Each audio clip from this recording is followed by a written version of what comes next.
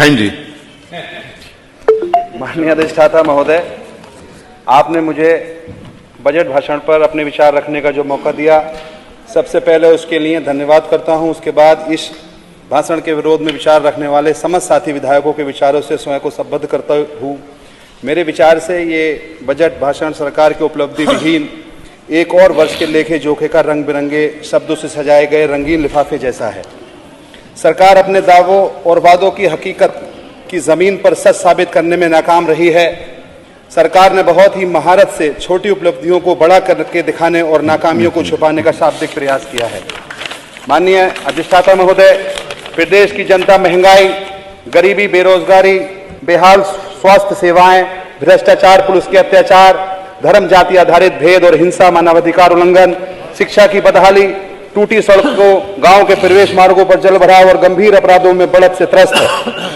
ग्रामीण क्षेत्रों में तैनात पंचायत सहायक, केयर टेकर, मनरेगा कर्मी, शिक्षानुदेशक, शिक्षा मित्र, आशा, आंगनवाड़ी, ANM, उर्दू टीचर, वित्त विहीन कॉलेज शिक्षक, होमगार्ड, PRD जवान, चौकीदार आदि मासिक एवं दैनिक मानदेय कर्मी अपनी बदहाली से मायूस हैं।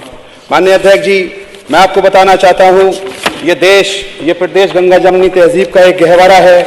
इसमें हम सब लोग मिलजुल कर रहते हैं और यहाँ की तहजीब और यहाँ की एकता, ईमानदारी आपस में ऐसी है जैसे परिवार।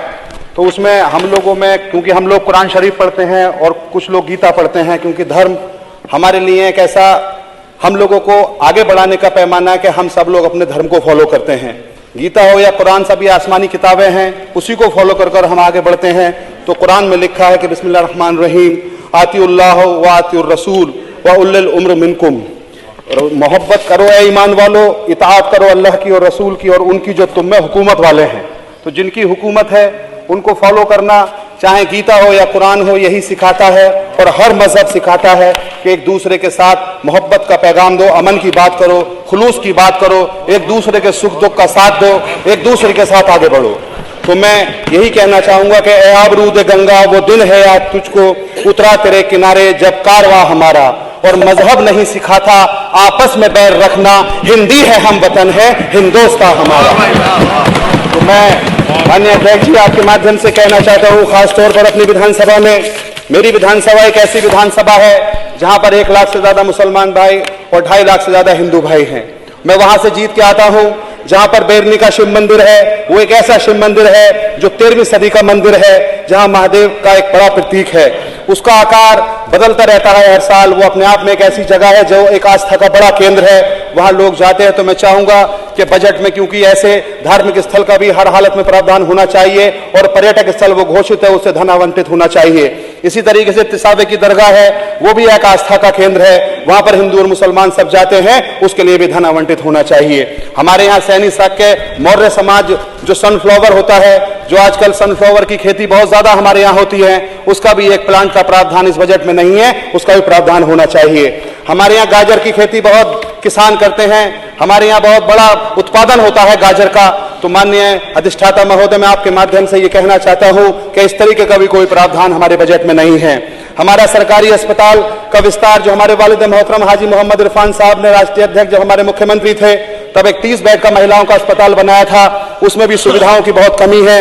आजकल वहां पर हेपेटाइटिस C के इंजेक्शन और महिलाओं के लिए जो इक्विपमेंट्स होते हैं उसकी बहुत कमी है, अल्ट्रासाउंड की बहुत कमी है। और वहां पर जो है हम चाहते हैं कि इस तरीके से बजट में हमारी विधानसभा में अस्पतालों के लिए भी इस तरीके का कोई प्रावधान होना चाहिए। हमारे यहाँ सूद कारोबार बहुत बड़ा कारोबार है, बुनकर समाज बहुत रहता है, तमाम लोग सूद कारोबार से जुड़े हुए हैं, अभी तक कोई सूद डिपो नहीं बना, उसका भी कोई प्रावधान इस बजट में नहीं है। सर्राफा बाजार हमारे यहाँ बहुत बड़ा है और वहां पर सर्राफा बाजार के लिए भी कुछ ऐसी व्यवस्थाएं होनी चाहिए जिससे कि उनका साहूकारा और जो बिजनेस है वो आगे बढ़ना चाहिए।